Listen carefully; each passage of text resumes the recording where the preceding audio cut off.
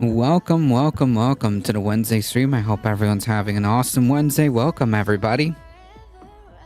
Let me put this back here. Sorry about that, folks. Supremes have effectively let Trump skate on the January 6th trial. What? What does that mean?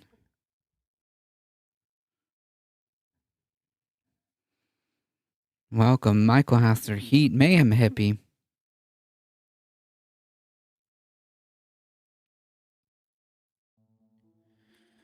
Man, do we have quite quite the amount of stuff to talk about. Yes, the Great Turtle indeed is stepping down in November. Yes.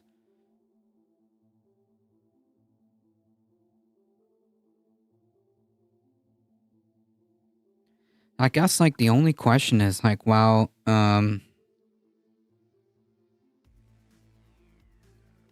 that is a good thing that Mitch McConnell is no longer going to be the Republican leader, I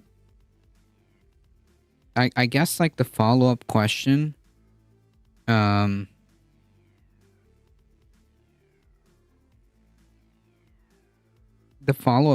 is like, who's going to replace him? And in my personal opinion, it's probably gonna end up being, somebody. It's probably gonna end up being somebody worse.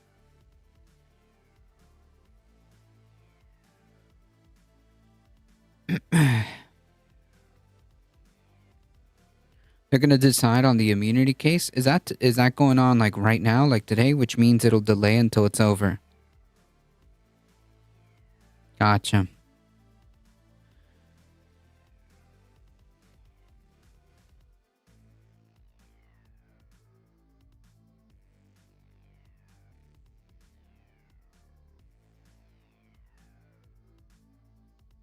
Wolf Clan.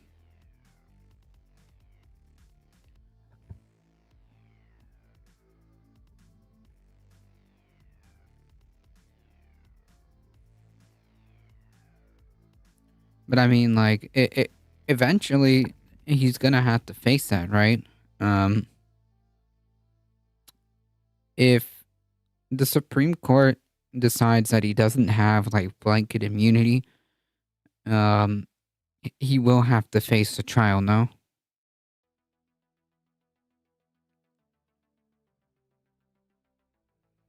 Leonardo, Raphael, Michelangelo, and Mitch McConnell.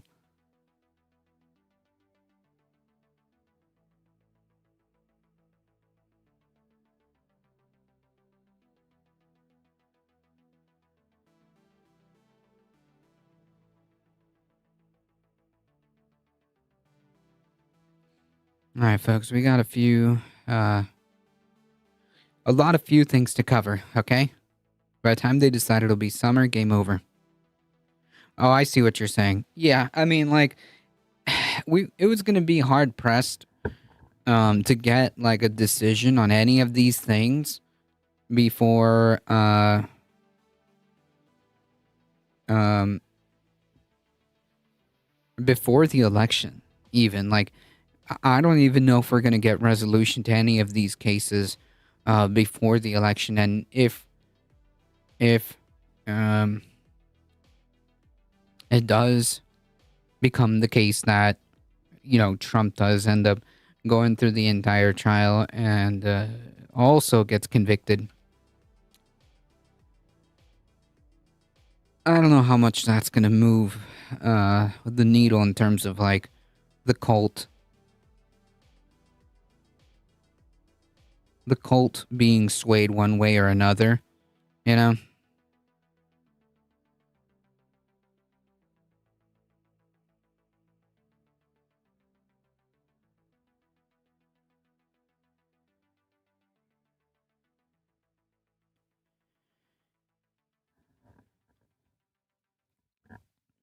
Before we get started, folks, don't forget to check out some cool links, okay? consider joining the Discord. The last Saturday of every month, we do a movie night. So if you want to participate, feel free to join in the Discord.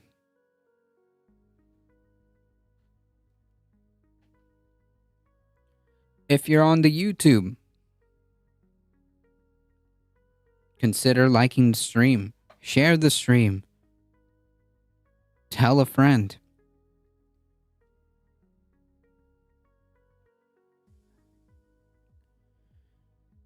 If you want to support the channel while wearing some cool merch, you can also check out the merch store.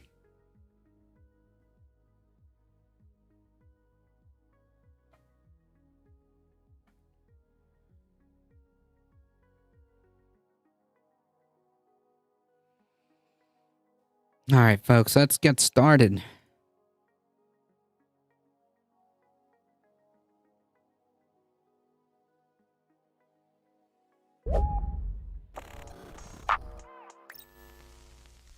The organizers of CPAC are in hot water again for making another really big oopsie. And I say this because at this year's CPAC, aside from the typical extremist rhetoric that we've come to expect from conservative speakers, it seems like they may have actually let a few Nazis slip through the cracks. Or as Ben Goggins of NBC... Oops. You know, it's just another oopsie that just keeps happening, you know? Darn. God, it's so strange how it just keeps happening, right? NBC News puts it, Nazis mingle openly at CPAC, spreading anti-Semitic conspiracy theories and finding allies, and as the subtitle points out, it's not necessarily a new phenomenon as they've had a problem with Nazis in the past, but they ejected the Nazis last time from the event. This time, however, not so much. Now, the first question that I've got to ask that's on all of our minds is, why on earth would Nazis be drawn to this event? I just can't figure out why they'd be attracted to an event like CPAC and feel as if they're welcome here. It's so perplexing to me. But as perplexed as we all are by the presence of Nazis at CPAC, you know, this isn't surprising. I think nobody's surprised by this because it's happened before. Right. Oh man, the normalization of this is incredible. How can this happen so much? It just happens at every freaking CPAC event. That's really strange. And you know, it's just a very odd coincidence that it just happens, it just keeps happening at conservative events. Strange. Very strange. Obviously, but this time it is different because Nazis, at least some of them, had official CPAC badges and they faced zero resistance from organizers. So even though Nazis showing up to CPAC, it's not necessarily groundbreaking news. The fact that they were allowed to be there in and of itself is a little bit problematic. In fact, just a tad, just a little bit. Yeah. Firefly, welcome. The reception to them was actually friendly, according to Goggins. He reports, at the Young Republican Mixer Friday evening, a group of Nazis who openly identified as National Socialists mingled with mainstream conservative personalities, including some from Turning Point USA. These are the people that showed up? These are the Nazis that showed up? Jesus. I mean, I suppose it's not really surprising, right?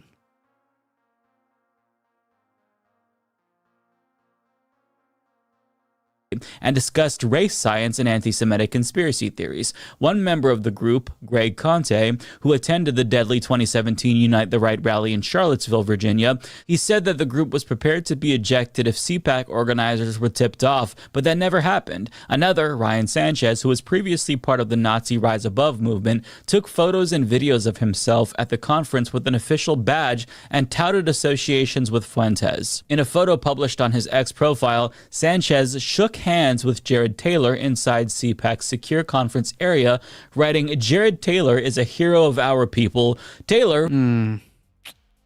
Yeah. Oof. Hey, the Simulacra, welcome. They want to look cool so bad and they fail so hard. True. Founded American Renaissance, an organization that has published racist, pro-eugenics writings. The Southern Poverty Law Center describes Taylor as crudely white supremacist. Now, Goggins reports that Sanchez also did a Nazi salute in the lobby, and there's a video of this, while his posse was openly using racial slurs. But they were just allowed to be there.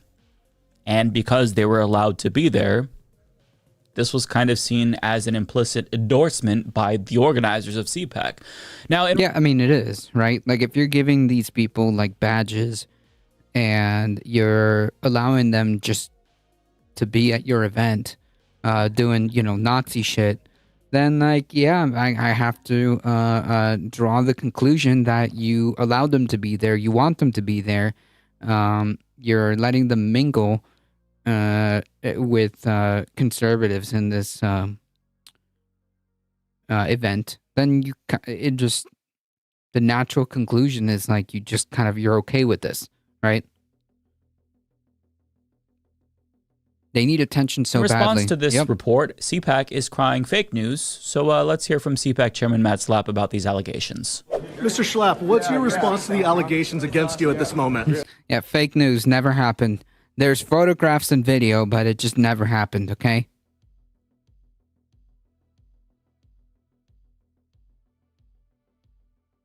Yeah, you need to drop it. It's false. It's fake news. Fake news. Mr. Schlapp, what are your response to the allegations against you? I made a documentary about the war on our kids.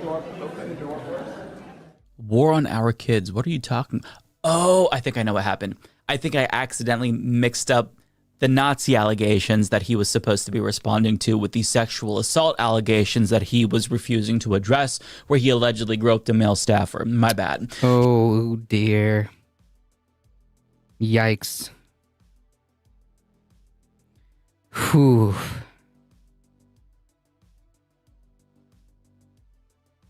Here's the actual response to Nazis posted by the official CPAC Twitter account by Matt Schlapp. So as you can see here, he is quote tweeting his personal account calling presidents of college campuses the real Nazis. But as for the self-identified Nazis at his event, he writes, NBC's claim that there was a Nazi presence at CPAC 2024 is false, misleading, and grossly manipulative, especially coming from a writer who has carried water for Hamas in much of his reporting on the Israel. Yeah, I mean, like, the amount of deflection and mental gymnastics being performed here is incredible. To say, like, oh, it's just false, it never happened. In fact, fake news, this is misleading, and anyways, Hamas and Israel. Okay? Gaza war. Now, I think he's probably speaking to Goggins' aversion to genocide, which would make him a normal and reasonable human being.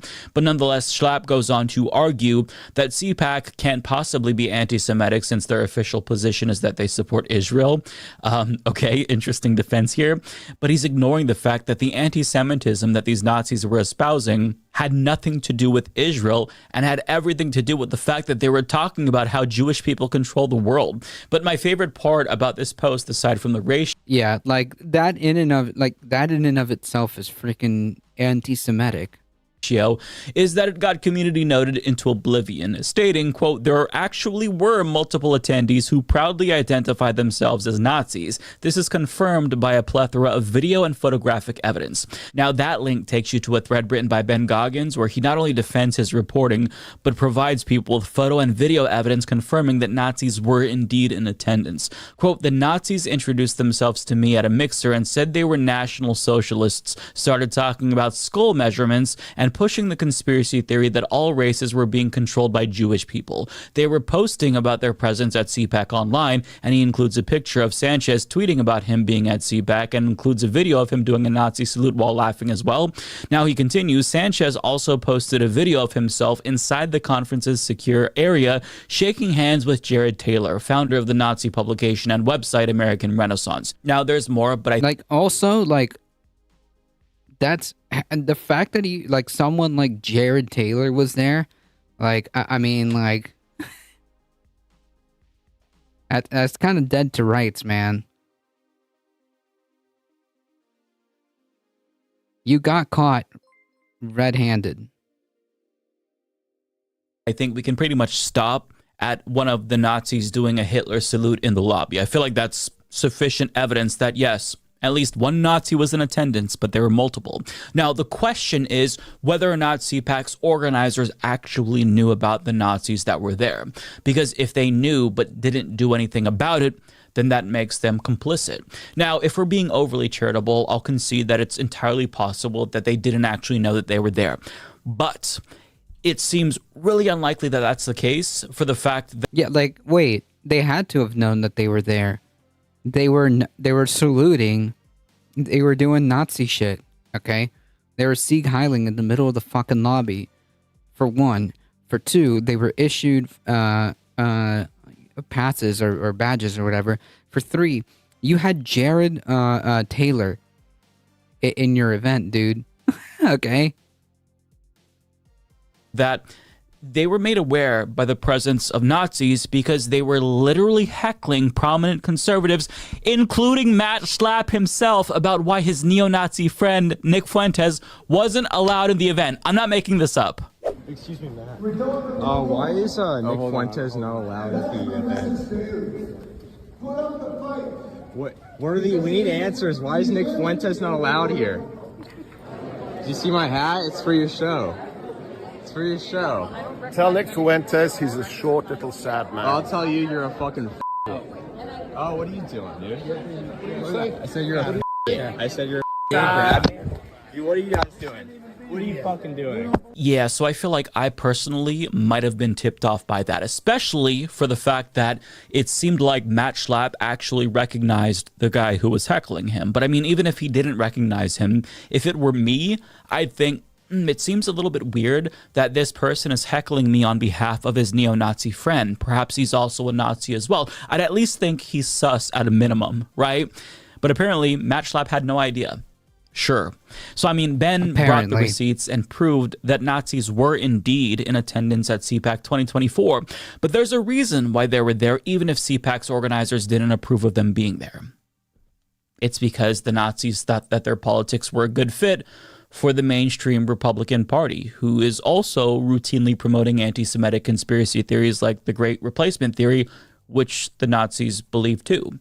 CPAC is attracting these Nazis in the same way that shit attracts flies. And if that doesn't trigger at least a minimal amount of introspection, then maybe it's because they don't actually disagree that much with the Nazis. Maybe they allowed them to be there because they didn't feel uncomfortable in the presence of Nazis. And perhaps the only difference between mainstream Republicans at this point and Nazis is that the Nazis don't pretend that they're not Nazis.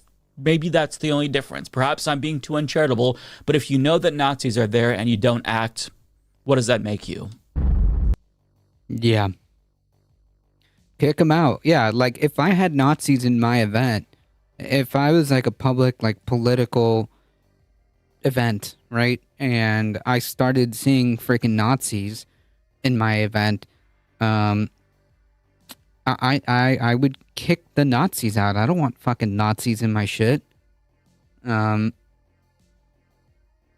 the only natural conclusion is that they agreed. They're okay with it. They're just okay with it, right? Like, they're making a big deal, you know, trying to defend themselves, act defensive about these individuals, these 4 or 5 individuals, whatever. But, like, they had Jared Taylor there, right? So, I mean, like, it's very clear that the politics that the Republican Party is comfortable with is very aligned and attracts Nazis. And if your political party, political movement, political ideology is attracting Nazis, I don't know, man. I don't know. Maybe a little introspection is probably necessary. So the 4 that were there, maybe less, maybe more, is supposed to convince us that the GOP is really just hiding is hiding its true Nazi beliefs. Like, I mean, it's not like Democratic Party doesn't attract problematic people itself. The Democratic Party, as far as I know, when they have events, they don't really attract Nazis. But yeah, isn't it a little weird that the Nazis feel comfortable going to a GOP event and feel welcome? And even if we take aside, like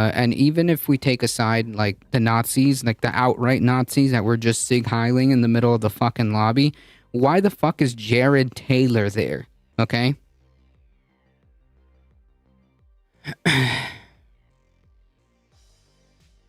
But we don't say that the Democrats are disguising some hidden beliefs. What? What does this have to do with the Democrats? Why is it hard to stay on topic here? Why is it hard to stay on topic? I'm not talking about the Democratic Party.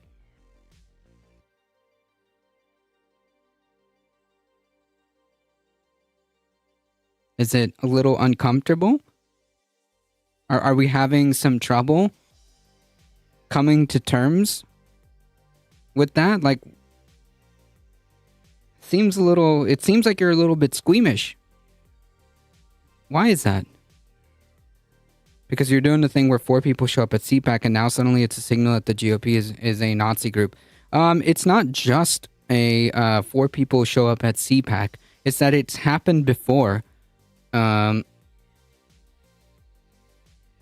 It's that it's happened before and they were completely okay with it. And then tried to like act, and then they're trying to act like, oh, well, we don't, we don't, come on.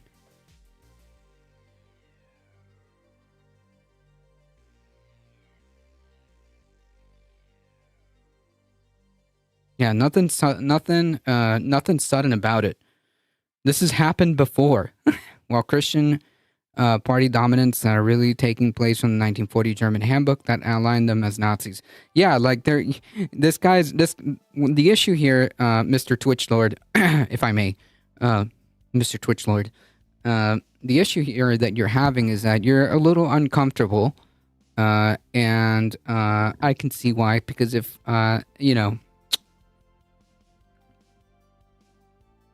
if I was caught in a movement or ideology that was attracting Nazis, I would feel a little bit uncomfortable. That's what's happening here.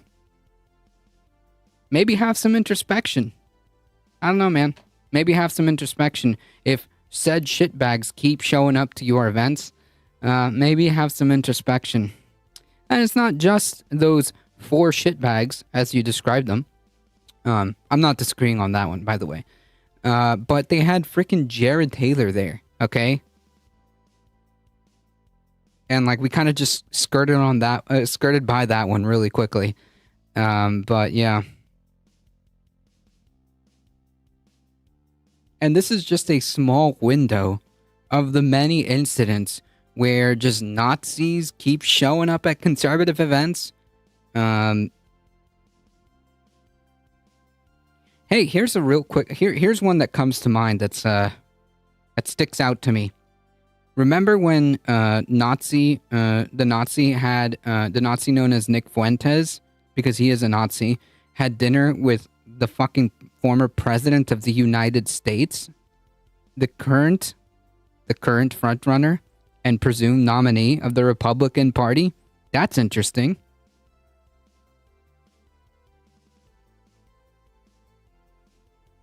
Oh man, where's the other one? And like it's quite telling how your immediate defense mechanism is to try to like shift, like, oh, what about the Democrats? Oh God, the Democrats, focus the attention on the Democrats. Yeah, okay.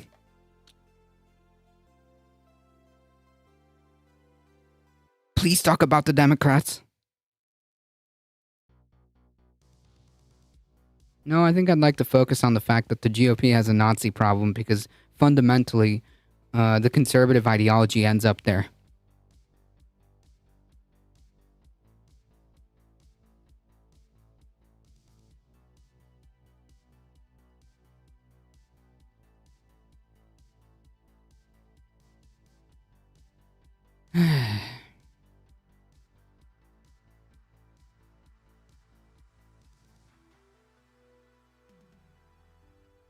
Yeah, they weren't there to protest.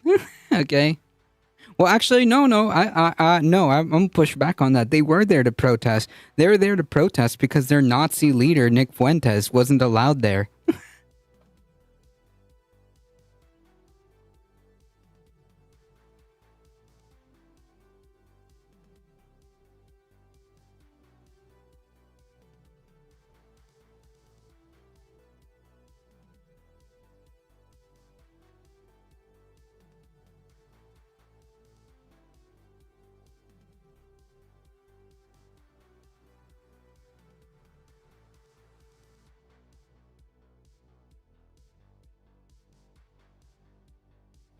Oh man,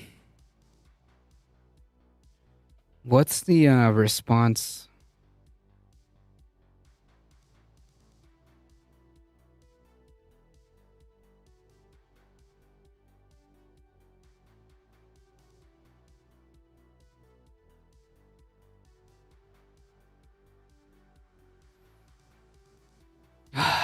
It was a tweet that Nick Fuentes, that Tim Pool put. He said,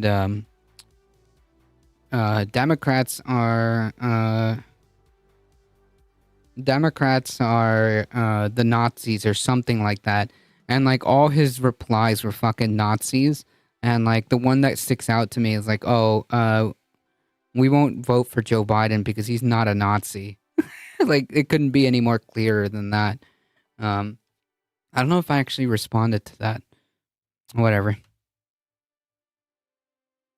It would have been a nice example to bring up in this discussion. There are better things to do than defend Nazis, right? Like how easy, like how much of a slam dunk is it to just say we don't want these shitbags in our organizations, but instead have to like perform all these freaking mental gymnastics, and try to pretend like these things didn't happen instead of just saying like, oh, what? There was Nazis at our event? Where? Give me their names. I will make sure that they never, ever, ever, ever show their faces again. Like, I don't know, man. Like, at least like a statement like that would have been infinitely better. Would be infinitely better than try to like twist yourself into pretzels, okay? Because when you do that, you know, I'm starting to think the problem isn't the fact that the Nazis were there. The problem is that you were caught.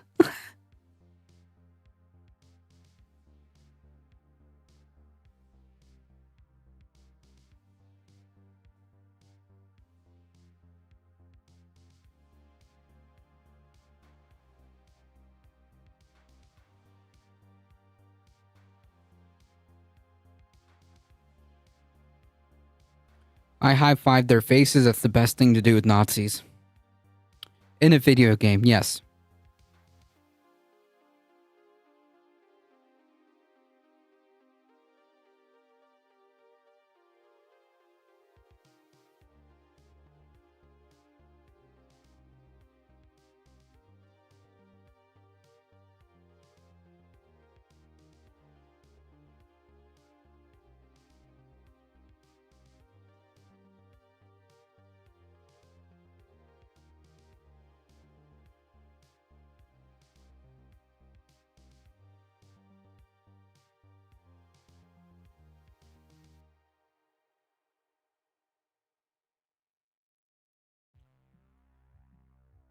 All right, we got to talk about yesterday, okay?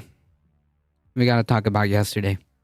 I mean, yesterday we were sitting here and we were hearing them say, well, we want 10,000 votes. They got 10 times that. They are telling you this issue matters. Hear us. Well, I mean, they need to be worried about it. They obviously need to be concerned about it.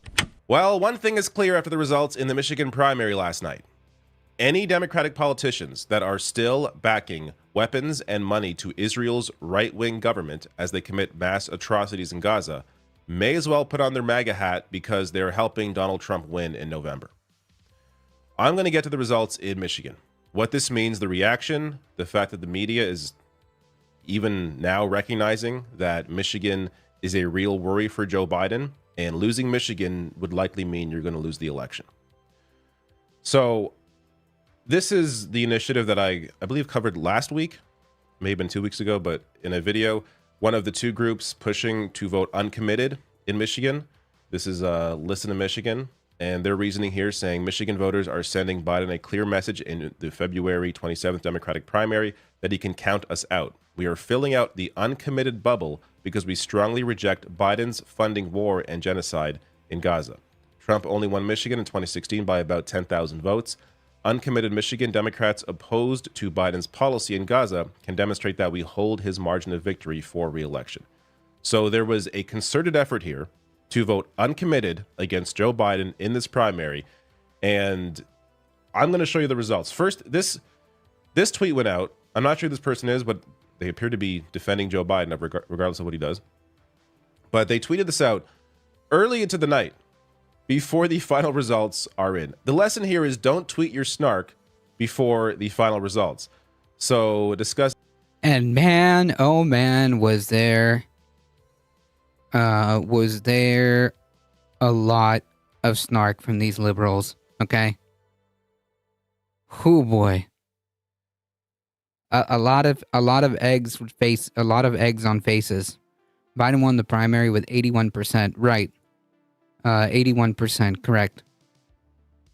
There were so many uncommitted votes that they actually gained delegates, okay? The uncommitted votes actually gained 2 delegates. That is huge. That is huge, okay? Here, previous Michigan Democratic primaries. In 2012, 20,000 voted uncommitted. 2016, 21,000. 2020, 19,000. Also, like, let me tell you, this is a whole different... this is a whole different election, okay? To try to compare it to even 2020, I think, is a mistake. 81% is pretty low for an uncontested primary. Yes, as I've recently learned, yes. Saying they literally have 20,000 uncommitted every presidential election year. This is after they just got 21,000 votes, as you can see down here. There were 2 other folks running. Yeah, they made 3% for Marianne Williamson, and Dean Phillips got 2% of the vote, 2.7%. Okay?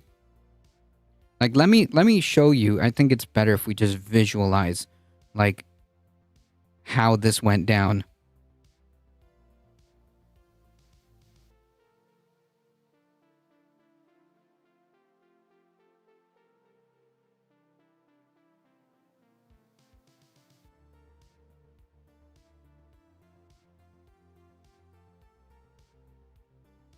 Yep, Williamson pulled out before, and apparently she's now back in.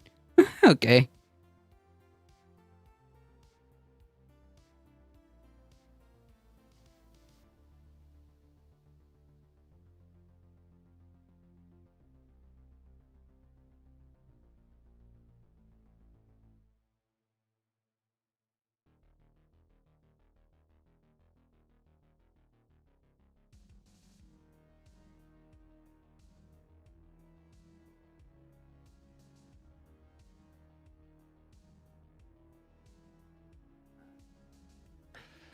They set the bar at 10,000 this year, so 20,000 would look like overperforming. If you go and read through this, they eventually have to continue, like, backtracking and say yes, yeah, whatever. I know it's a big deal, but because they tweeted this too early. The final result is not anywhere near 20,000. It is in fact 101,000 people came out to vote uncommitted. This was clearly a successful effort here, and which is why you even have places like CNN, MSNBC, Morning Joe recognizing that this is a problem for the Democratic or for Joe Biden's campaign. So the reason why, and just to, if you want to get granular, Biden actually lost the city of Dearborn. So he, the uncommitted vote in Dearborn won 57% support, while Biden received 40%. So Dearborn has a heavy Arab American population. people that live there, many of them have family members in Gaza, lost family in Gaza. So this issue, of course, is very, very close to them. And it's simple. When Georgians have health care, our family might not vote this year. I really don't know what to do. I don't want Biden, but that leaves Trump out of the pot and into the fire. I mean, there are reasons to show up to the booth. There are reasons, especially if you know that there are some important, ballot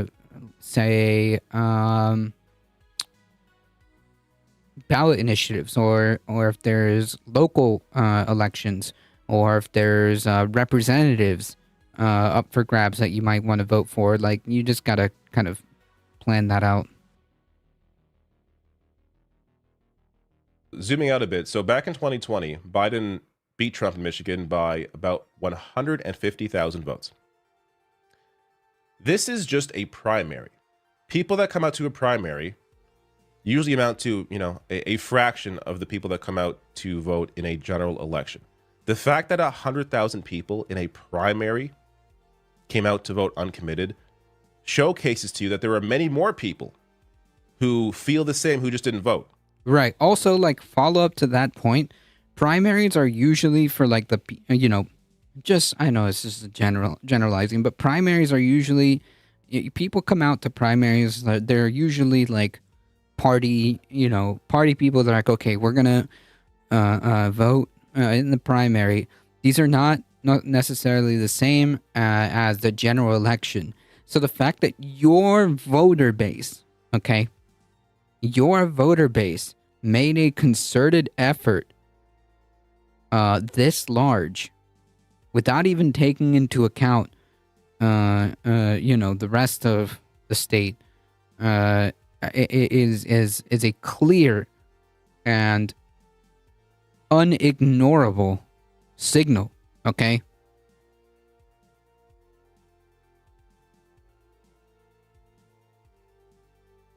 Many people who have completely checked out of politics and, are not in this number. But the point being here is 100,000. The fact that the gap here in 2020 was only 150, this is going to be a very close race in Michigan. Regardless of where you sit politically, everybody agrees that Michigan's going to be a fight. It's going to be a lot closer than it was in 2020. Looking at polling here, Biden has not won a single poll in Michigan since October 30th, when he was up by 2. Since then, it's all been Trump. +5, +10, +4, +8, +5, +2, +4, +2, +4.2, +8, +5, +2, +4, +2, +2, +4.2. It's just been a disaster for Biden in Michigan since his full support of the far right-wing Israeli government following Israel's ongoing attacks in their response to Hamas. Now, this is what experts are saying the 2024 election will be a lot closer to. This is 2016, when Hillary Clinton lost Michigan by 10,000 votes. So that 100,000, looking through the lens of, the context that I'm giving you here, Michigan's going to be incredibly close. Meaning, this is an issue that Biden has to be concerned about. He has to, if he wants to win Michigan, if he wants any hope at all, and again, there may... Like now, even changing course now may not even guarantee it, but it's certainly the best thing that you can do in terms of, like, just do the right thing, man. My Bernie primary memories have been popping up the last few days on Facebook. I was so young and hopeful back then. I feel that. I still have Bernie stickers. I still have Bernie campaign stickers.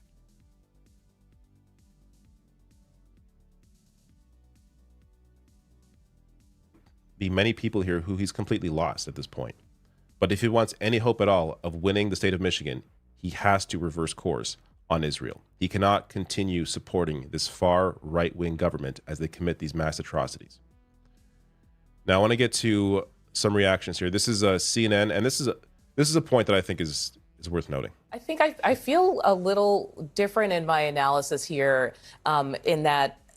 And, like, what's so frustrating is, like, you have all these, like, liberal pundits taking this as a slight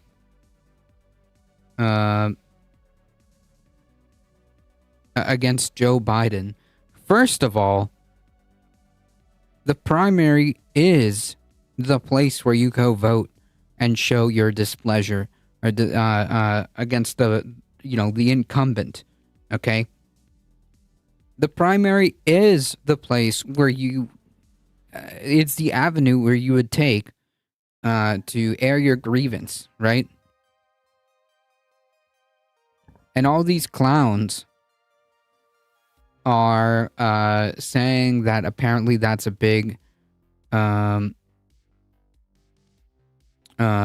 slight against Biden. What are they using as the basis for the argument that that response and support is low for Biden because of Gaza? That entire uncommitted, that unprecedented campaign in Michigan to get 101,000 uncommitted was on the basis of the Gaza issue. That's literally an entire activist movement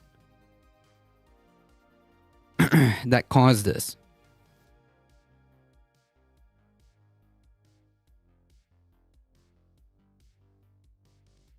These people actually turned out. They're still interested in what's going on. And in fact, they want to send a message to their eventual nominee to pay attention to something they care about. I feel like that's very different from like what Nikki Haley's doing, what's happening on the Republican side, where there are people who are. Every pundit I've seen has danced around it and talked exclusively in abstract horse race terms. Yeah.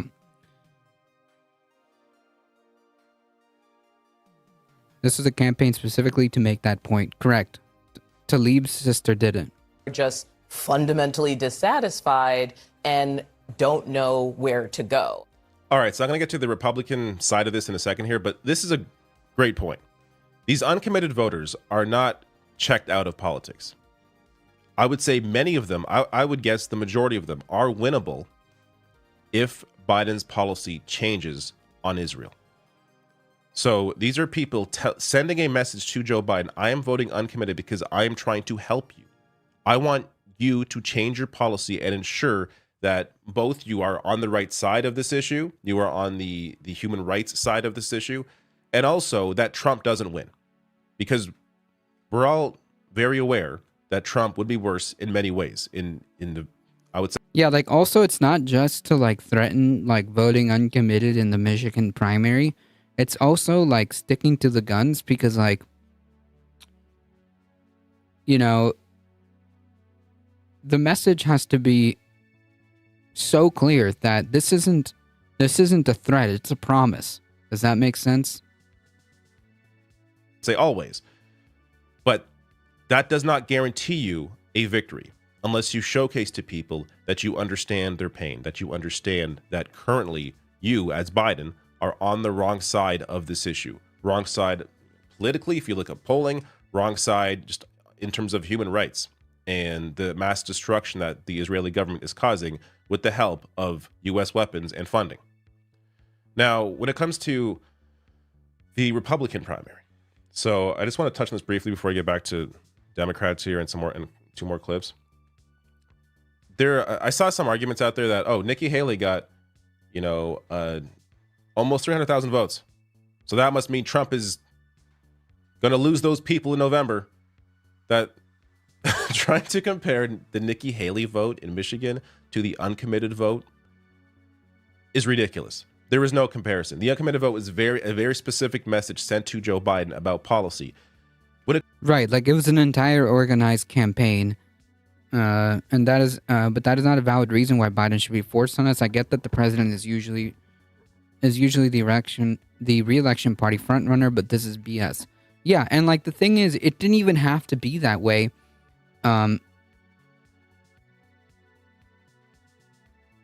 Interesting fact I didn't realize: when your student loan is forgiven, they only forgive the interest, not the entire loan. Learned that today. Jeez.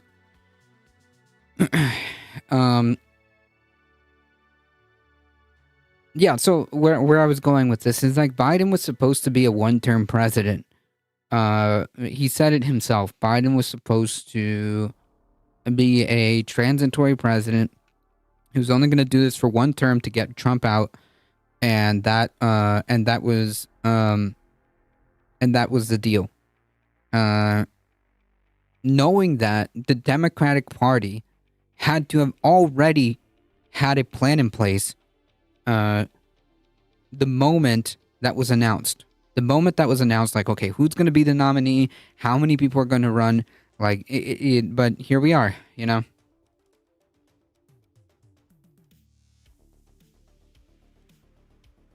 No U.S. president will change the American government view on what the Israeli government is doing. They are on the same page. I don't necessarily disagree with that.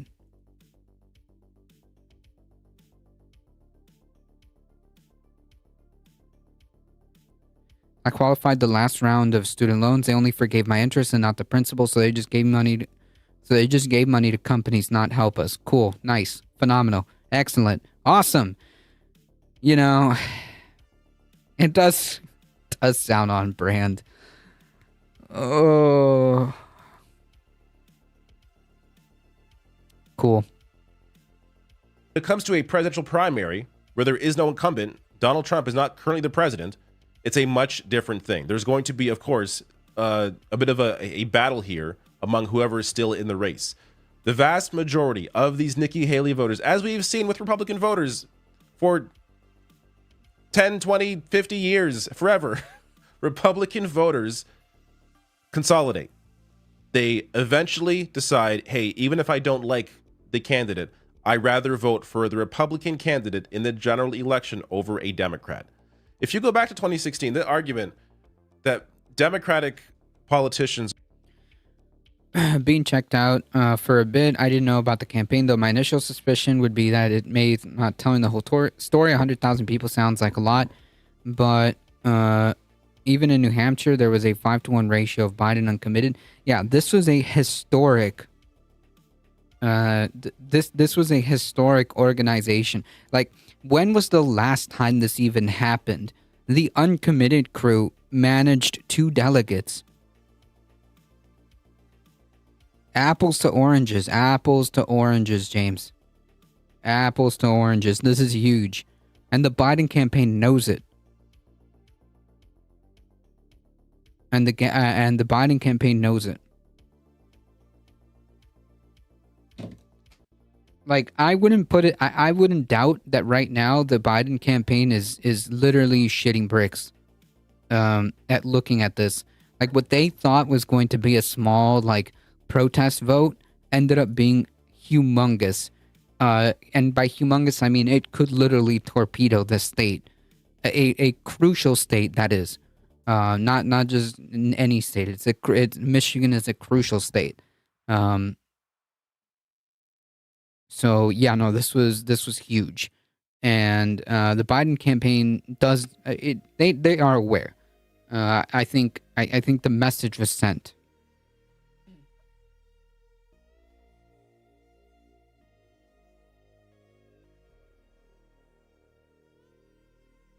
The message was loud and clear. The question is, what are they going to do about it?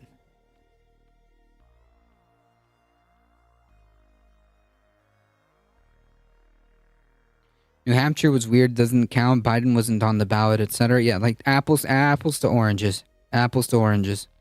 Or at least the Hillary campaign was trying to make, is that, oh, sure, we may lose some progressive voters, we may lose some working class voters, some people on the left, but we're going to pick up some moderate Republicans. That didn't happen. Moderate Republicans, by and large, tend to vote for Republicans. Why would they choose a Republican light option when they can choose the real thing? So the vast majority of these Nikki Haley voters are going to end up voting for Donald Trump. You cannot compare this to the uncommitted vote. Now, this was a tip of the iceberg. You think the people who stayed home for the primary won't stay home for the general? That's the threat, right? Like, that's the whole point of the uncommitted, is to be like, hey, there's 101,000 of us. There's 101,000 of us. You can lose that. You can lose the state with that. New Hampshire was like 12.5 as well. I'm not saying that there wasn't a significant shift of protests on the ballot, but just adding more context, I'm not interested in running defense for Biden. No, I'm just saying that like this was pretty massive. This was pretty massive and pretty clear that this was a loud and clear protest that was successful, and I think that the Biden campaign needs to take this seriously. The Biden campaign needs to take this seriously. This is not optional. If they have any intentions of winning, this is ignoring this is not an option. Here's another reaction. This is The View. There was a bit of a, I wouldn't say it's a debate. The Dems' job is to lose. But a bit of a discussion here around these results. Okay, check this out. This chocolate literally fragments fat cells into tiny pieces and flushes them out of your body so quickly it went viral on TikTok. Some people even I can just lose weight by eating chocolate, by eating the special magic chocolate? Cool. Where do I get that?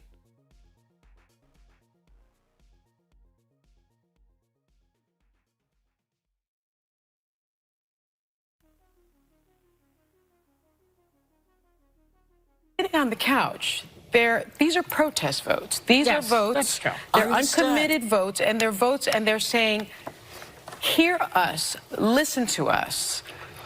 Hundreds of members of my family have been killed. Yes, that is my issue. That is my one issue. 30 people in my immediate family were killed, yet the United States is providing weapons and money to the people that killed my family, and I am an American citizen. That is, I think, what the message was. And this is something that I have been saying on 90% dark chocolate? Meh. Your uncommitted vote still goes to Biden, right? That depends. The whole point of, doing that protest vote is to threaten to stay home. Is that they will be uncommitted.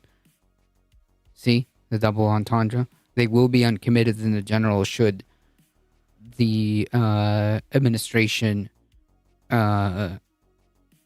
decide that they were going to continue down the same path. No, but like as far as the primary goes, no, your uncommitted vote is uncommitted. In fact, like they even got 2 delegates separate from Biden gaining 115.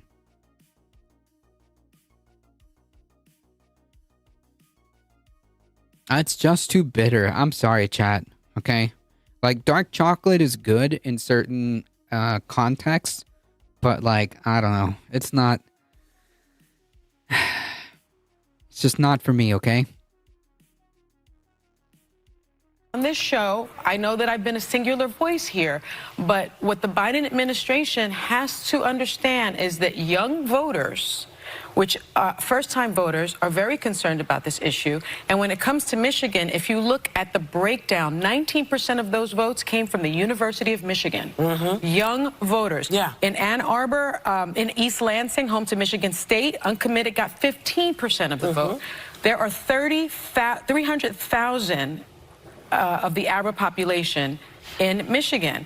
And Trump carried Michigan in 2016 by about 11,000 votes. They are telling you this issue matters. Hear us. Understood. Understood. I'm sorry. I understand all of that.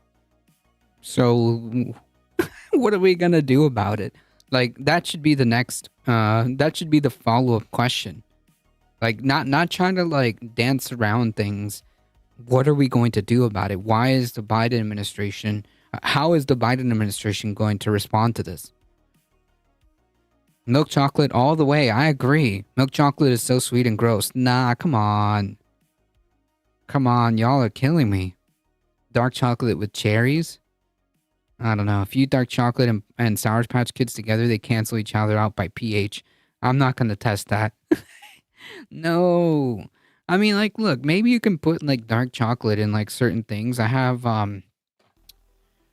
what are they called? They're like almond, little almond treats. I don't even know how to describe them. They have a little bit of dark chocolate. That's fine. But drink a black coffee first, then eat a bit of dark chocolate, and you'll get it more. No, no, what?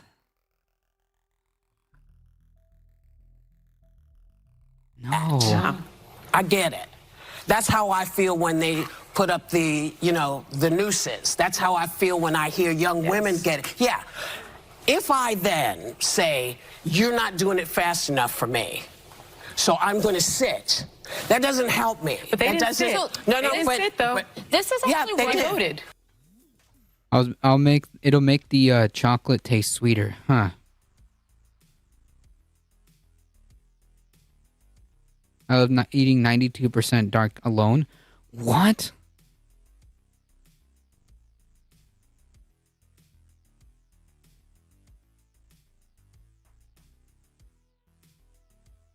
If I like it on nuts or other things, dark raspberry is an amazing combo.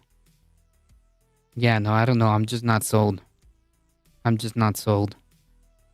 Like, I'll eat like dark chocolate in like certain contexts. I don't know. I'm definitely not drinking my coffee without any type of creamer, okay? Oat creamer, vanilla, French vanilla oat creamer on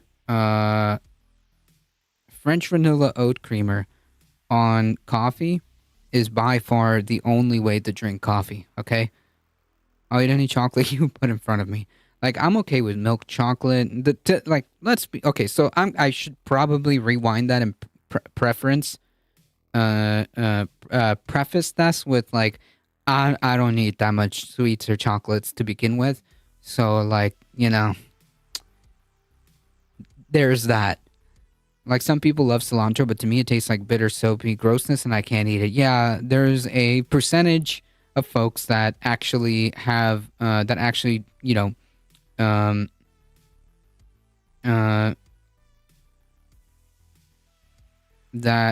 actually taste cilantro that way. Italians would ban you from their home for doing that to coffee. It's okay. I've already been chastised by an Italian.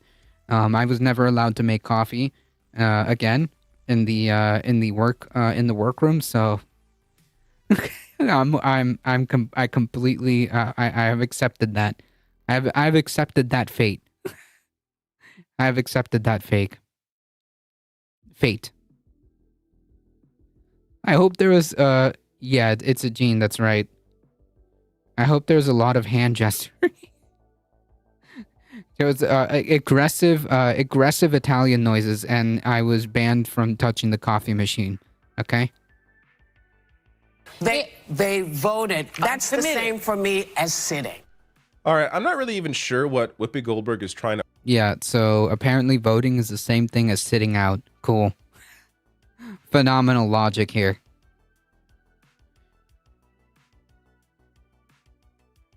I hope there was lots of hand gesturing. They put olive oil in their coffee. Why would you do that? I'm going to make some Italian coffee in my mocha pot just to spite chat. Now, hold on. Making coffee in a mocha pot is pretty good, okay? But again, I immediately ruin it by making it into an Americano. And then adding French vanilla creamer and doing all my thing. But the coffee brewed with the mocha pot is pretty good.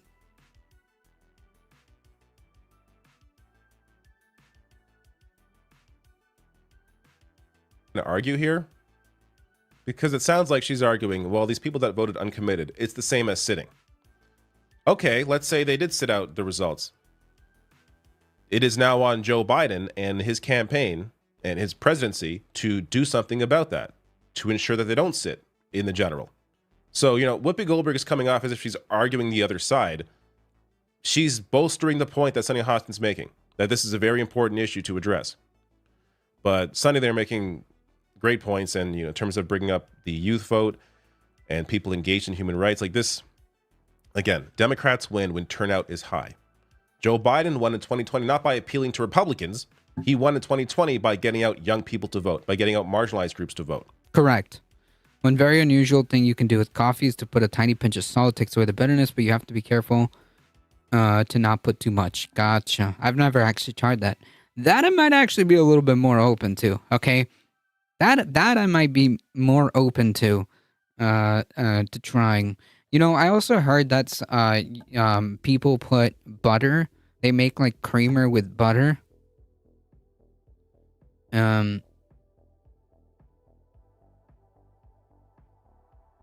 But yeah, that's like putting canned whipped cream and sprinkles on a New York cheesecake. Whoopi being infantilizing. Yeah. That's how he was able to win in 2020 over Trump. Yes, a lot of that vote as well was simply the anti-Trump vote, but it's going to be a lot tougher to rely on that now when Trump isn't the current president. I want to get to one last clip here and then some final thoughts in terms of what the Democratic Party, how they've reacted to this result. But this is Morning Joe. There's one simple sugar hack anyone can do to... Sugar hack? How younger Americans, in a shocking way, have turned... You know, we started talking about coffee and now I'm getting sugar ads. My dad does that butter creamer. Huh. Should buy a coffee maker. Yes, make sure you get a mocha pot. Make sure you get a mocha pot. They're pretty cheap and available like everywhere. Like you can just go to any like store, or a pour over, or if you like, just like regular ground coffee, a pour over coffee maker. The coffee is superior. Definitely, the coffee tastes way better when you do it that way. When you do it from either the mocha pot or just like a pour over that you do it yourself, it turns out way better than doing like the automatic brewer or even the K cup machines. I typically stir sugar. Am I doing it wrong?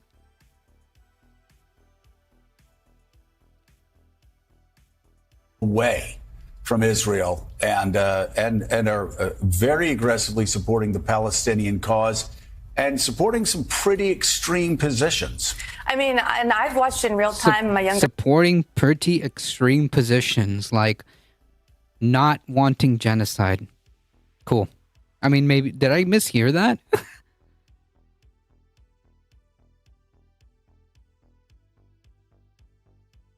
And are very aggressively supporting the Palestinian cause and supporting some pretty extreme positions.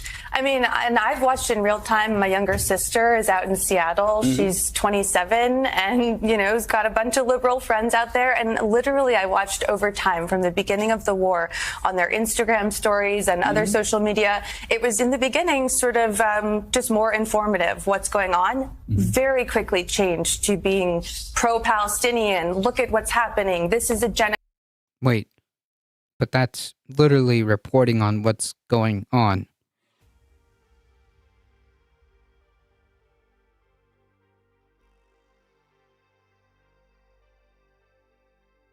Somos extremos. Call to show your disgust. Speaker Johnson. Hey, where's Biden's phone? Can I get Biden's number?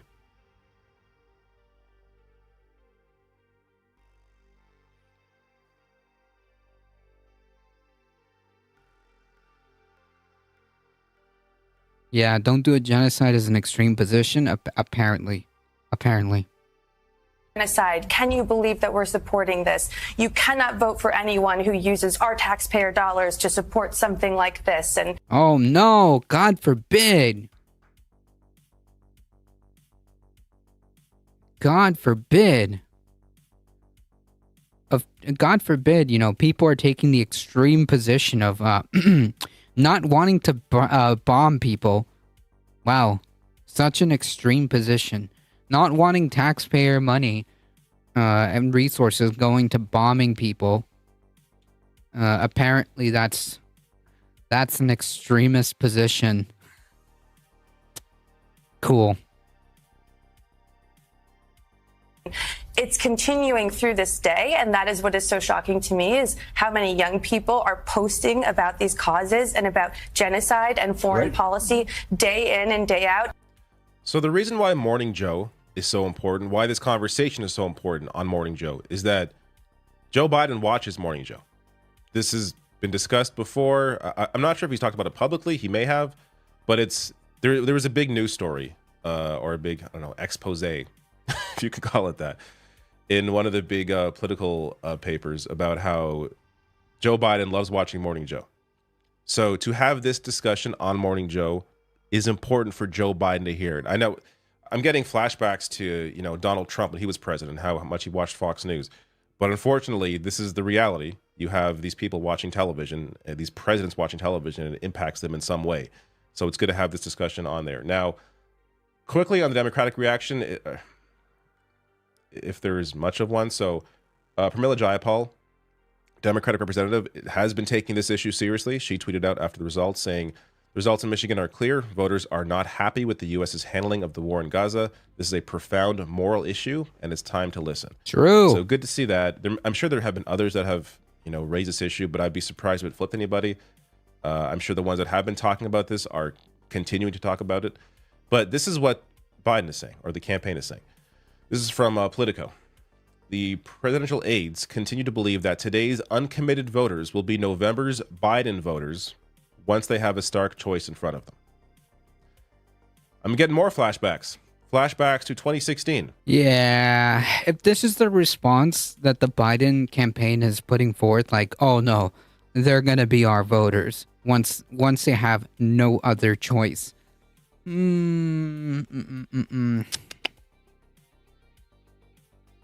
Oh, don't worry. Hillary Clinton will get those voters. Even if she loses some progressive voters, she's going to get enough of those moderate Republicans out to vote for her, and she'll win. They should not be passing this aside. Now, you could argue that this is what they're going to say publicly. They're not going to publicly say that they're, scrambling behind the scenes and they're freaking out. They want to put forward a message that they're not worried, that they're going to, as they say here, they're going to earn those voters. So they want a president who listens and delivers. That's Joe Biden. We will earn their votes between now and November. Everything relies on how they expect to earn those votes. If they think simply sending people there, as they've been doing, sending random aides to Michigan to talk to voters, if that's going to solve the problem, even if Joe Biden going there and talking to voters, if they think that's, and eating ice cream with them or something, like if they think that and, TikTok, Biden on TikTok or on Seth Meyers is going to solve the problem, then they are wrong. The only way to solve this issue is to change your policy on Israel, is to stop funding the far right-wing Israeli government as they commit mass atrocity. That is the only way you're going to earn their votes. Not through TikTok, not through celebrities, not through visits from your aides, but from actual change in policy. Yeah. Awards between two recognized political institutions. Gaza is not a recognized political institution to Israel. Right. No, this is not a war. This is a ethnic cleansing. Biden took a physical and did a crime speech. It's Chover. He did not. He did a speech on crime.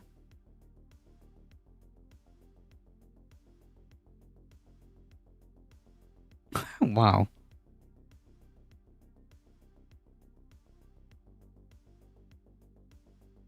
This is the result.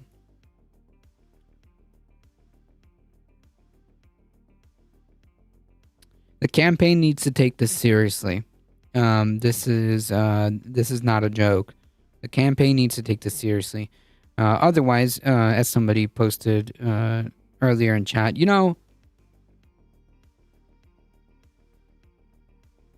I would start to believe that the Democratic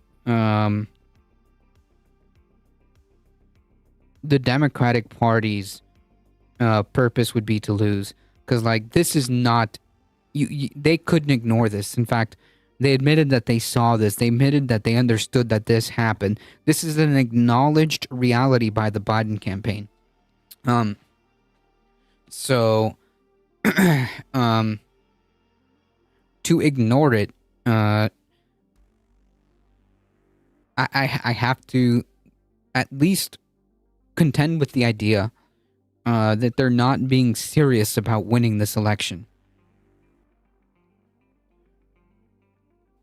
He really did a speech on crime. Cool.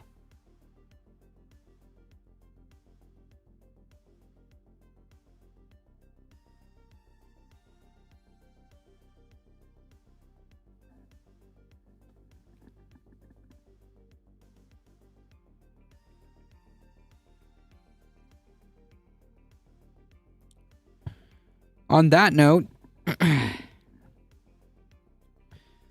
Marianne Williamson apparently unsuspension, whatever, re-enters the race after besting Dean Phillips. Besting Dean Phillips, meaning that she managed to get 0.3% more, which equaled 2,000 votes roughly. Yeah. Author Marianne Williamson on Wednesday today made the unusual move of unsuspending, and the world says Dean who? Unsuspending her long shot 2024 presidential campaign. Williamson, despite having her dropped her bid, edged out Dean Phillips for third in Michigan, with over 98% of expected voters have been reported. As of Wednesday morning, she has received about 3% of the vote in Michigan compared to Phillips' 2.7%. Biden, the presumptive Democratic nominee, won over 81% of the vote, while uncommitted received about 13%. The uncommitted contingent came out as an organized protest vote to the Biden administration's response to Israel and the war in Gaza. It was flexed, especially in areas with bigger Arab American populations. As of today, I'm unsuspending my campaign for presidency, she said in a video posted on Twitter. We have to respond to Donald Trump's dark vision of possibility. We need to have a peace academy as well as a military academy. What does that even mean? We need to have a ceasefire now. Williamson announced earlier this month that she was suspending her long-shot presidential campaign after receiving just 2% of the vote in South Carolina and about 3% in Nevada. She launched her campaign last March, becoming the first Democratic candidate to formally challenge Biden. She previously launched a failed presidential bid in 2020. I'll tell you what's delusional is just hoping on that somehow Biden and Vice President Harris will be able to beat the juggernaut of dark.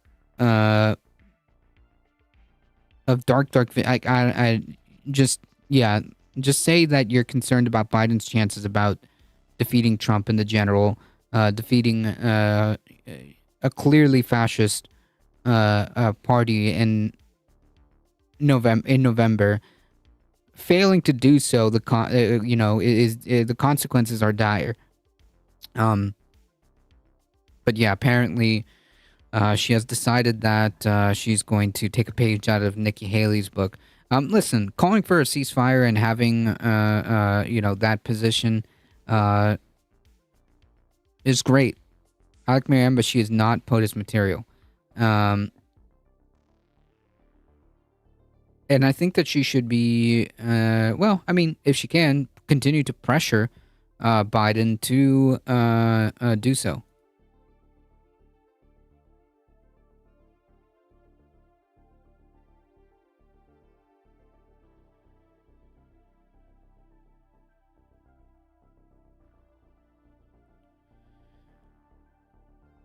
So, apparently,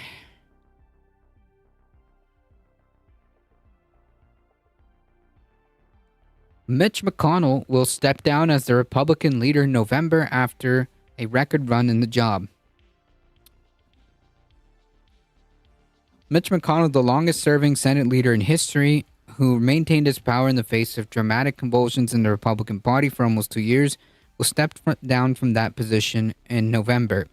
McConnell, who turned 82 last week, announced his decision today in the well of the Senate, where the chamber where he looked in awe from its back benches in 1985 when he arrived, and where he grew increasingly comfortable in the front row seat afforded by the party leaders. One of his underappreciated talents is to know when it's time to move on to life's next chapter, he said. So I stand here before you today to say that this will be my last term as Republican leader of the Senate. His decision punctuates a powerful ideological transition underway in the Republican Party from Ronald Reagan's brand of traditional conservatism and strong international alliance to the fiery and often isolationist populism of former President Trump.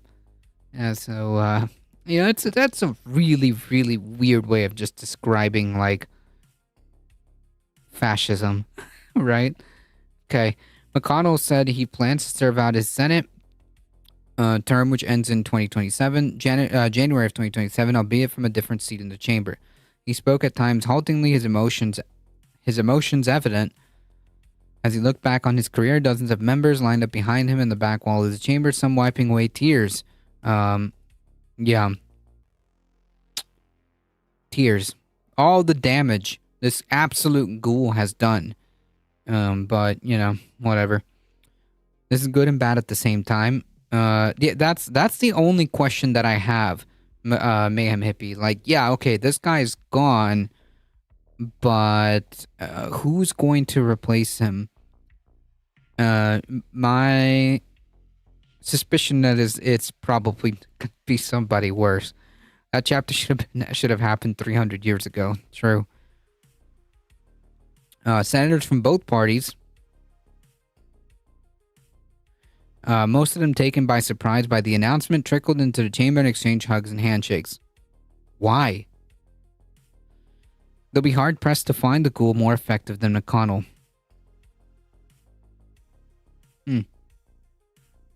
That is true. That is true. No, Mayhem Hippie, I think they have a point because, like, think about it. The new brand of the GOP, I'm using these terms loosely, has become more and more incoherent and incompetent as time has shown. So I guess that's like the one silver lining. Like, yeah, it's possible that they might find somebody more terrible than Mitch McConnell. Whether or not that said terrible ghoul will be capable is another thing. Does that make sense?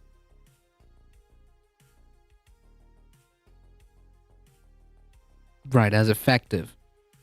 That's the follow-up question. Because, like, my suspicion is that, yeah, probably who's going to replace him is probably going to be worse. Effective, hopefully not. And hopefully it leans in the direction of completely incoherent and incompetent. At least that's the hope. They're not sending their best. President Biden, has had a productive working relationship with McConnell, said he's sorry to hear the news. I've trusted him and we've had a great relationship, Biden said. We fight like hell, but we have never misrepresented anything. Yeah, cool. Look at candidates they've been running recently: Tuberville, Walker, Oz. True. Aide said McConnell's announcement was unrelated to his health. The Kentucky senator had a concussion from a fall and 2 public episodes where his face briefly froze while he was speaking. Quote, as I've been thinking about where I would deliver some news to the Senate, I always imagined a moment when I had total clarity and peace about the sunset of my work. A moment when I am certain I have helped preserve the ideals I so strongly believe, and it arrived today. I.e., I've done as much destruction as I feel, that I effectively have orchestrated.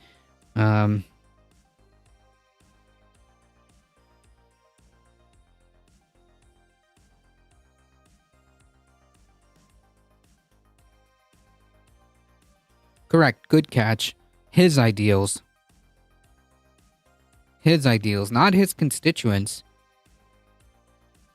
His ideals. That's right.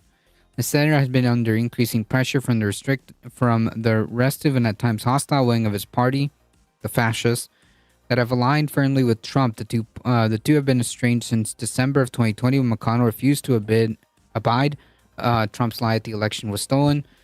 While McConnell's critics within the GOP conference have grown louder, their numbers had not grown appreciably larger, a marker of McConnell's strategic and tactical skill and his ability to understand the needs of his fellow Republican fascists. McConnell gave no specific reason for the timing of his decision, which he had been contemplating for months, but he cited the recent death of his wife's youngest sister as the moment that prompted introspection. The end of my contributions are closer than I'd prefer. But his remarks were also light at the time, so he's talked about his arc as senator. Like, yeah, okay. McConnell endorsed Reagan's view of America's role in the world, and the senators persisted in the face of opposition, including from Trump, that Congress should include foreign assistance that includes $60 billion for Ukraine. I'm unconflicted about the good within our country and irreplaceable role we play as a leader of the free world. World police. Against long odds, he managed to secure 22 Republican votes for the package now being considered by the House. Believe me, I know politics within my party at this particular moment in time. I have many faults. Misunderstanding politics is not one of them. That said, I believe more strongly than ever America's global leadership is essential to preserving the shining city on a hill that Ronald Reagan discussed. For as long as I am drawing breath on this earth, I will defend American exceptionalism. Jesus. After his speech, Susan Collins congratulated him in brief remarks, saying that he admired him for stepping forward when it wasn't popular to do the right thing for our country and our world. What was the right thing? Like, when did he step forward and do the right thing to protect, the rights of people in this country? Yeah, whatever. Point is, this dude was a disgusting ghoul, and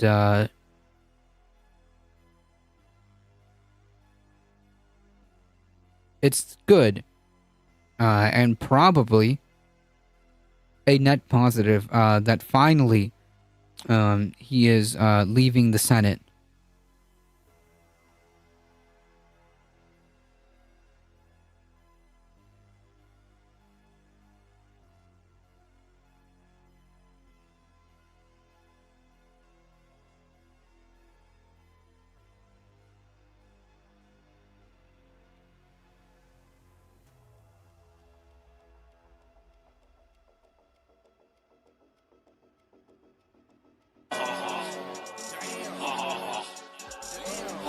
So in honor of Mitch McConnell leaving the Senate,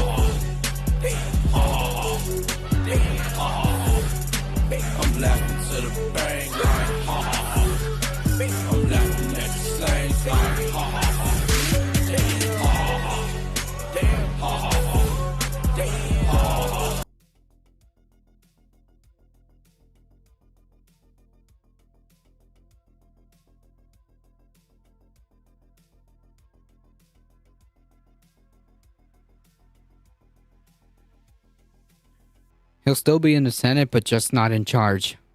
That is a win in and of itself. That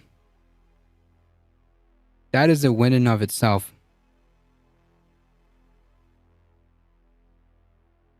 Honestly, the only person I would like to see run for POTUS is Gretchen Whitmer of Michigan. She's literally survived assassination attempts and she's still standing tall. Honestly, Governor Whitmer would be a pretty decent choice.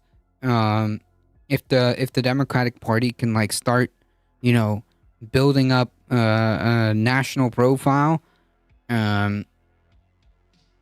like she could be a phenomenal candidate.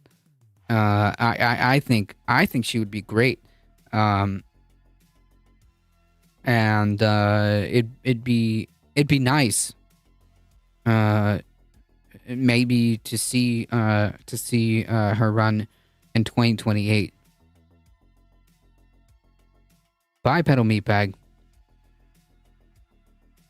Yeah, well, the thing is, like, that's kind of it, right? Like, that's it. The position where he was able to do the most damage, he's gone. So you know, you gotta take the little wins where they count, right?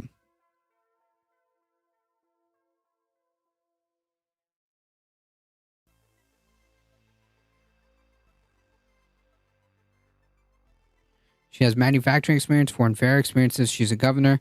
Until money is out of politics, we can dream all we want. Nothing's going to change within the current model. The entire model needs to be turned over before we can dream bigger. True. But yeah, no, great. Governor Whitmore would be I think Governor Whitmore would be a phenomenal candidate. That's actually a good idea.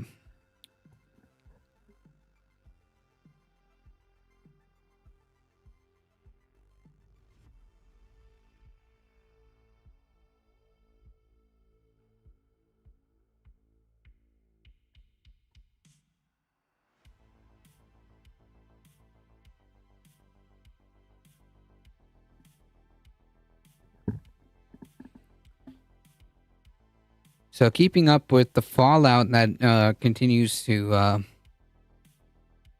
happen over this Alabama Supreme Court decision, Florida lawmakers have put a pause on the unborn child bill in the wake of the Alabama Supreme Court. Florida lawmakers have paused efforts to pass a bill that would have provided protections to an unborn child, but which some would worry could expose the state's IVF clinics to lawsuits like the one that happened this month in Alabama. Florida State Senator Erin Grall said in an email on Tuesday that she had requested her bill to be temporarily postponed at this time. Quote, although I've worked diligently to respond to questions and concerns, I understand that there's still work that needs to be done. It is important that we get this policy right with the issue of this significance, or, you know, stop trying to legislate people's lives to this degree. Like, stop.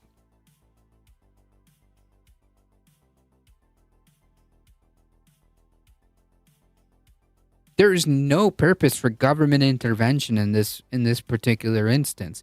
To give a fertilized egg, a zygote, literal personhood is absurd. Grall's bill is unlikely to be taken up again before Florida's current legislative session is scheduled to end on March 8th.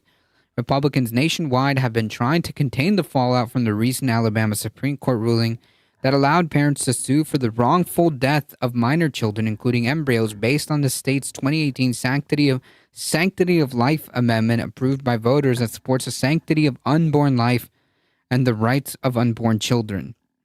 The ruling by Alabama Supreme Court, whose 9 justices are all elected Republicans, forced some IVF clinics to halt their operations, stoking anger among patients and those who called it another infringement on women's reproductive rights. In 2022, the Supreme Court overturned Roe v. Wade that recognized the constitutional right to an abortion that left it up to the states to determine legality within their borders. Conservative states such as Alabama have imposed near total bans on abortion procedures. After that 2022 ruling, Democrats in the midterms were able to retain control of the Senate and limit the losses in the House of Representatives. Now, Democrats hope the abortion issue will help President Biden secure a second term and boost their prospects in Congress? Republican presidential frontrunner Donald Trump, in a statement, called the Alabama legislator to find an immediate solution to preserve availability of IVF treatments in the state. Quote, I strongly support the availability of IVF for couples who are trying to have a precious baby, the former president said in a post on Truth Social. Sean Tipton, the chief advocacy and policy officer for the American Society of Reproductive Medicine, which tracks legislation and lobbies against measures such as Alabama's restrictions, said in an email that the group had seen several bills in many states seeking protections for unborn children. Given the profound backlash to the Alabama decision, I doubt that there's many elected officials looking to be accused of stopping access to IVF. Well, This story, more than all others, puts on display the absolute ignorance of the right-wing leadership. IVF is one of those things that has no downside to what the GOP wants, giving children to parents who really want them. Yeah, but like, it's not... Yeah. This is not... We're not dealing with a coherent ideology. That's the issue here. I just don't understand why why protect a thing that cannot exist outside of a freezer. Those are property of the persons. They're not even growing at that point. Yeah, but like, again, we're dealing with a dangerous, incoherent, zealous is the word, right? Ideology. Zealous, yes. Okay. We're dealing with a incoherent, extreme, zealous ideology that's not it's religious extremism. There's no rationality. There's no coherent train of thought here.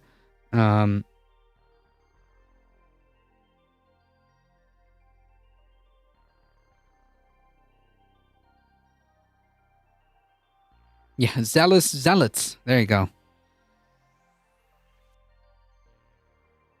That's the problem. That's what makes them dangerous.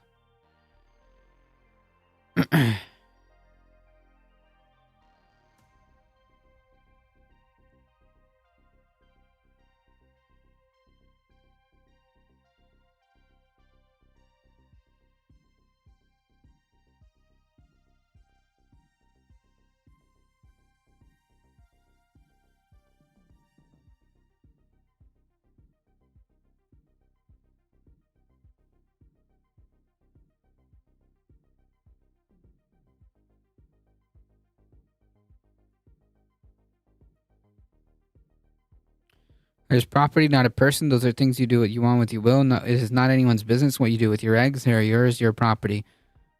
Correct. But again, we're not dealing with logic. We're not dealing with people who accept basic, like, we're not dealing with people who accept like basic biology, like nothing. We're not dealing with rational people. This is not a rational movement. So you can say all these logical things, but it doesn't really matter to them. That's not what they're about. It's the idea that a human comes from a human, so every part of the process, it's 100% a human, but this is, of course, just a means to control people, particularly one. What's next? It is a crime to have a period and the possible life you destroy by not being pregnant. 1 second.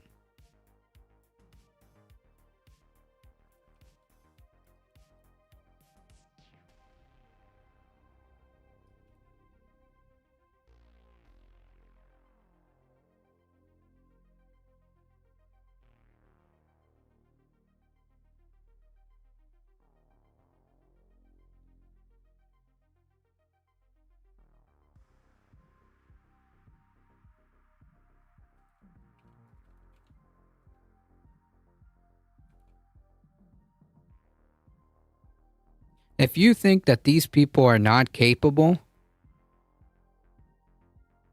of going down that path, Mayhem Hippie, yeah.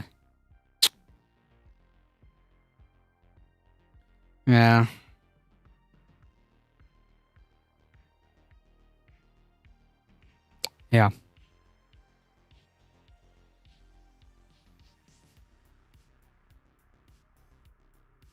Leaders refuse to properly inform themselves about anything. It's a stupefaction of the American public going full speed ahead. Yeah, but like, these people are being very intentional about what they are doing. They know exactly, like, I can't just like toss it at this point to just simply being stupid. Not fertilized, but I could see miscarriages being way more traumatic than they already are. Yep, these people are monsters and pretend to speak for God, right? As yeah. Thankfully, these charges were eventually dropped.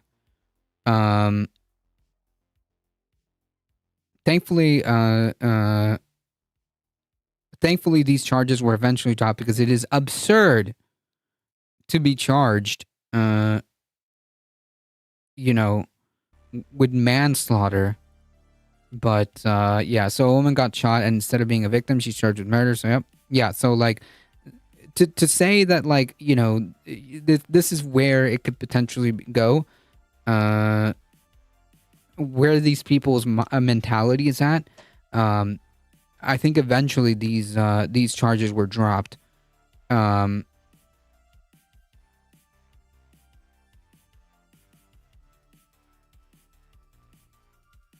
Apparently there was an altercation and she was shot. We've already started slipping down the hill. Now it's to fight back up the rain-soaked muddy hill. Yes. I'm surprised this article doesn't say Alabama woman uses child as a human shield. Yeah.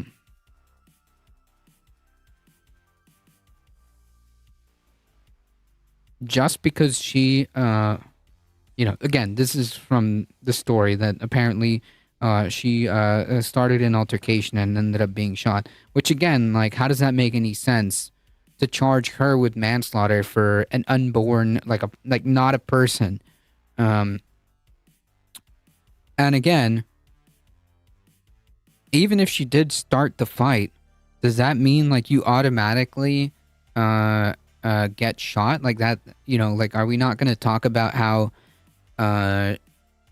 it's completely excusable? Like, how did we get from like, yep, she started a fight and like, yeah, she got shot, so I guess that's okay, even if she didn't have a child, even if she didn't have a baby, even if she wasn't pregnant, I should say. How is that even okay?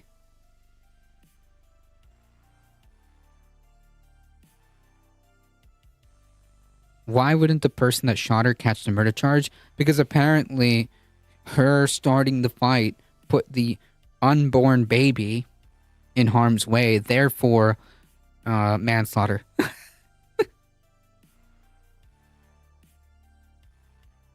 Apparently she was not Neo.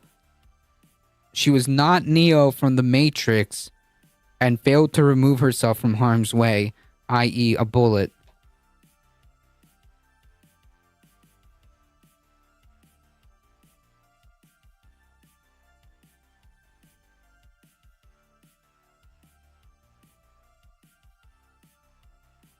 Throwing hands is not the same, right? So, like, first of all, even if she wasn't pregnant, like, how did we get to the justification of somebody being shot because you're throwing hands with each other?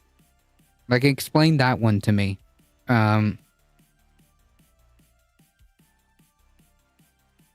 Anyways, yeah, the point I was trying to make is that, yeah, Mayhem. The unfallacious slippery slope is very real. Okay, this was in 2019, so it's not out of the question. It's not out of the realm of possibility. Okay.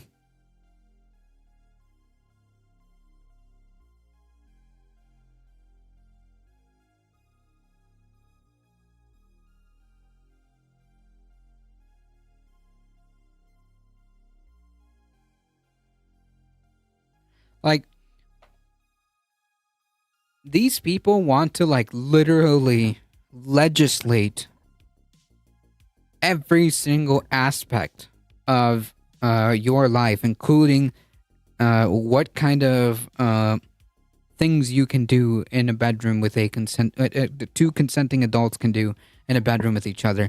Yeah, that's the kind of level that we're dealing with here. Why do you think I'm freaking out? Yeah, I completely agree. Police culture, they shoot people to death all the time, yep.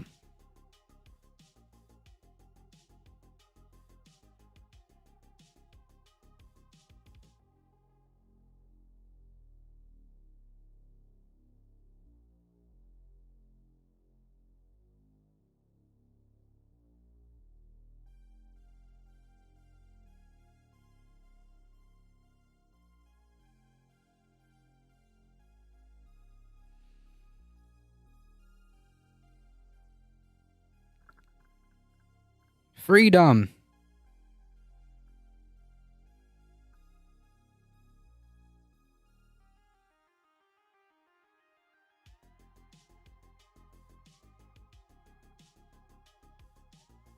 I hope they take my hand first so I can have a hook hand to go down with. They think that 1984 was a how-to guide. Yep. While simultaneously also claiming that it's like what the left is doing. Yeah. All right, folks. Star witness for the Trump defendants in Georgia fails to give a damning testimony. Uh-oh. Lawyers for Trump's co-defendant charged in Georgia. Lawyers for Donald Trump's co-defendants charged in Georgia over efforts to overturn the 2020 election were unable on yesterday, to get their star witness to repeat in court what they had previously alleged about the Fulton County District Attorney's affair as they seek to have her thrown off the case. Quote, I was speculating and I never witnessed anything. It was speculation, said Terrence Bradley, about the text messages he sent to one of the defense lawyers in January that alleged that the district attorney Fannie Willis and her deputy were romantically involved earlier than they had claimed. Bradley's inability to confirm anything about the affair meant that there was no new evidence introduced at the hearing in the Fulton County Superior Court as the presiding judge, McAfee, weighs whether or not there was a conflict of interest requiring her disqualification. Trump had more than a dozen allies were charged last year with violating the RICO Act when they took steps to overturn the election in Georgia, including by advancing fake slates of electors and pressuring state officials to reverse Trump's defeat. The case took a twist in January when Ashley Merchant, the lawyer for Trump's co-defendant Mike Roman, filed a motion to disqualify Willis from the case, complaining that Willis benefited financially from hiring Wade to work on the Trump case because he paid for them to go on vacation. The disqualification motion has been closely watched because if the judge relieves Willis from bringing the case, it could also result in the entire district attorney's office from also being thrown off, upending what remains one of the most legally perilous cases against Trump. But after more than 2 hours of testimony from Bradley, the defense lawyers appeared no closer to meeting the high burden to force disqualification than when Bradley initially took a stand last week. The defense lawyers have been hoping for weeks that Bradley would contradict the statement. The defense lawyers had been hoping for weeks that Bradley would contradict the testimony from Willis and Wade, who claimed that it started months after Wade had been hired to work on the Trump case in November of 21, since that could undercut their credibility in the eyes of the judge. Bradley's initial appearance yielded little new information after he repeatedly invoked attorney-client privilege. Bradley was Wade's lawyer in the divorce proceedings and undergirding the affair allegation to avoid having to answer questions from the defense lawyers. The judge later determined at a hearing behind closed doors that Bradley was using the attorney-client privilege inappropriately when it came to communications Wade had made to him about the affair and had to answer questions on that matter. On Tuesday, Bradley returned to court but testified that he had no personal knowledge about the affair and that he had been purely speculating when he texted Roman's lawyer that Willis and Wade's affair had started after they met at a municipal judges conference in 2019. Oh man, phenomenal. Bradley suggested the fact that he corrected only one part of the draft disqualification motion sent to him by Roman's lawyer. He clarified his own contract with the district attorney's office for unrelated work was for $74,000. Did not mean that he was assenting to the rest of the document being accurate. The Trump defense lawyer, Steve Sadow, at one point asked incredulously why he had speculated when he knew Roman's lawyer had been asking about the affair in order to finalize her motion to disqualify. Quote, I don't recall, he said in a muted tone. Bradley also testified he could not recall whether Wade had recounted having sex with Willis in her office before she became the district attorney, and that he had never seen or had any personal knowledge if Wade had a key to Willis's garage door around the same time. To date, there has been no evidence proving Willis hired Wade and renewed his contract specifically to gain a financial benefit through any sort of kickback scheme. And Willis and Wade have both previously testified any expense were shared equally or reimbursed with cash. The judge now faces the issue of how much weight to attach to Bradley's testimony. On one hand, he could believe that Bradley is now telling the truth, having previously lied, or he could believe that Bradley was telling the truth when he texted Roman's lawyer and lied on the stand. Oof. The district attorney's office has separately tried to impeach Bradley's credibility by having him acknowledge that he was essentially ousted from his previous law practice he shared with Wade over a sexual harassment claim. The suggestion had been that Bradley wanted to damage Wade. Toby's on my lap. Cute. Yeah, so it turns out that this story is this idea that they're trying to kick the district attorney off of the case. Yeah, that's looking less and less likely. Of course, this trial, the Georgia case trial, is probably, arguably, one of the more important ones to keep track of. So any updates, we're always looking out for that.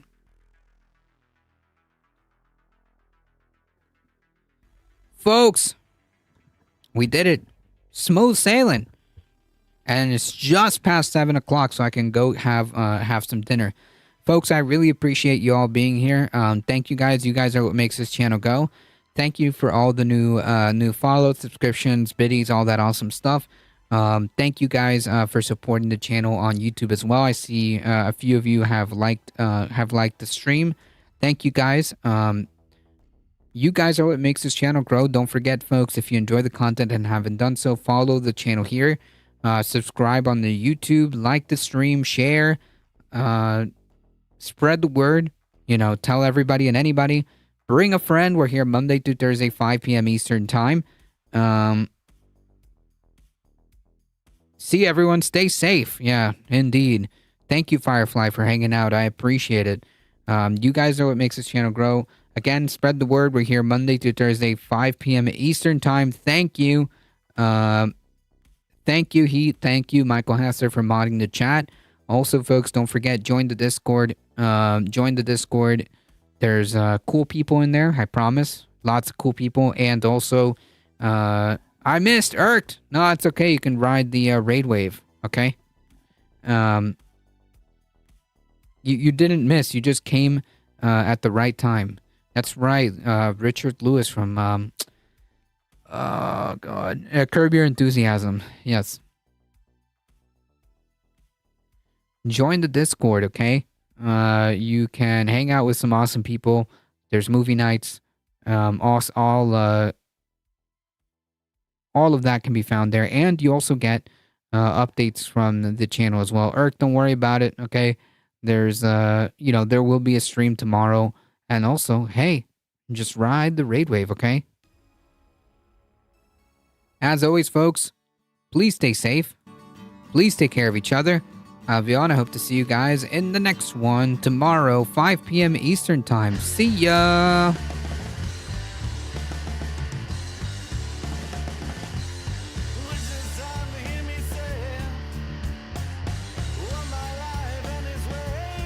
Go show some support to Cosmopolitics, okay? They're a bit of a smaller streamer, just like me, okay? We're heading out in 5, 4, 3, 2, 1. Bye-bye.